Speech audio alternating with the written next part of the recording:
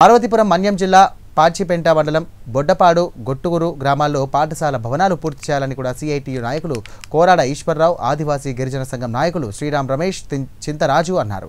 ఇక బిల్డింగ్లు స్లాబ్ వేయకుండా ప్రహారీ గోడ గేట్లు మాత్రం పెట్టారని తెలియజేశారు.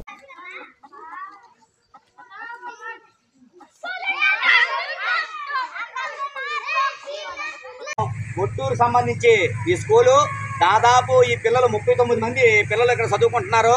కానీ గత సంవత్సరం నుంచి కూడా చెప్తూనే ఉన్నాం. కానీ ప్రహరీ గోడ వేశారు, అన్నీ అందంగా కనిపిస్తున్నాయి. కానీ లోన లొటారం పైన పటారం అనే పద్ధతిలో ఈరోజు కనిపిస్తుంది అనేది దానికి ఉదాహరణ. ఇక్కడ చూడండి, మొత్తం స్లాబ్ వేయలేదు, అక్కడ రేకుల సెట్ ఉంది. దాదాపు 39 మంది పిల్లలకి చదువు చెప్పడం అంటే దాదాపు ఆ రేకులు ఎగిరిపోయి ఎవరి బుర్ర మీద పడిపోతాయో తెలియని పరిస్థితి రోజు ఉంది. ఇటువంటి పరిస్థితిలో చిన్న గాలి వచ్చినా వాన వచ్చినా ఉపాధ్యాయులు కష్టపడి వచ్చి చదువు చెప్తున్న ఇక్కడ పరిస్థితి ఇలా ఉంది. కాబట్టి ఐటీడీఏ పీఓ ఇతర ఉన్నతాధికారులు అంతేకాకుండా రాష్ట్ర మంత్రివర్యులు ప్రత్యేక శ్రద్ధ పెట్టి గిరిజన ప్రాంతాల విద్యారంగం పట్ల కృషి చేయాలి. అలాగే ఇటువంటి బిల్డింగ్ ఇక్కడే కాదు, అక్కడ అల్లంపాడు అయితేనేమి, కేరంగ పంచాయతీ కొండలొద్దండ అయితేనేమి, ఇలా చూసుకుంటే ఇక్కడ బొడ్డపాడు ఇటువంటి గ్రామాలన్నీ దాదాపు 8-10 గిరిజన గ్రామాల్లోని స్కూల్ బిల్డింగులు లేవు. పశువుల శాలలోను పశువుల పాకల దగ్గర పనిచేసే పరిస్థితి కూడా ఏర్పడుతుంది. ఇటువంటి బిల్డింగ్ పూర్తి వేగవంతం చేసినా స్లాబ్ వేయలేదు.